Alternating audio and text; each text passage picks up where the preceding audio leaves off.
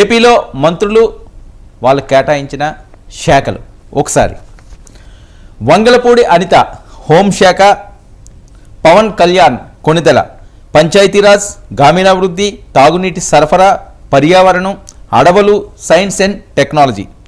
ఇక సత్యకుమార్ ఆరోగ్య శాఖ, కొల్లు రవీంద్ర గనుల శాఖ, నిమ్మల రామానాయుడు జన వనరుల శాఖ. డిప్యూటీ సీఎంగా కూడా పవన్ కళ్యాణ్కి అధికారాలు ఇచ్చారు.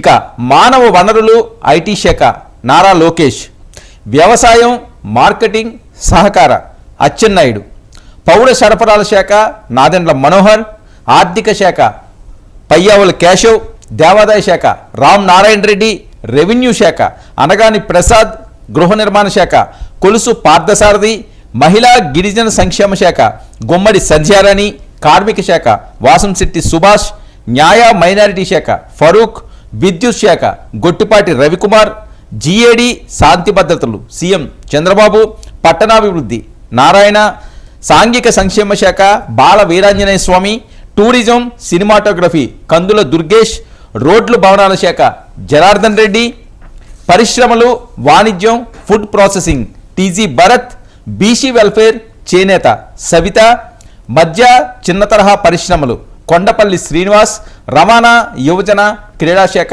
రామ్ ప్రసాద్ రెడ్డి. చంద్రబాబు గారిని మినహాయిస్తే 24 మంది మంత్రివర్గం. ఇది కొత్త క్యాబినెట్. ఆంధ్రప్రదేశ్ 2000 మనం ఒక బిగ్ బ్రేకింగ్ చూస్తున్నాం. మనం అనుకున్నప్పుడే మనం మాట్లాడుతున్నప్పుడే క్యాబినెట్ ఎవరైతే ఏ శాఖలు ఇచ్చారో అవి ప్రకటించడం జరిగింది. ఒకసారి చూద్దాం సార్. డిప్యూటీ సీఎంగా పవన్ కళ్యాణ్ మనం ముందు నుంచి అనుకున్నట్లుగానే అయింది. ఏపీ మంత్రుల శాఖలు కేటాయించడం జరిగింది. దానికి సంబంధించి హోంశాఖ వంగలపూడి అనిత, పవన్ కళ్యాణ్ పంచాయతీరాజ్, గ్రామీణాభివృద్ధి, తాగునీటి సరఫరా మనం అనుకున్నాం.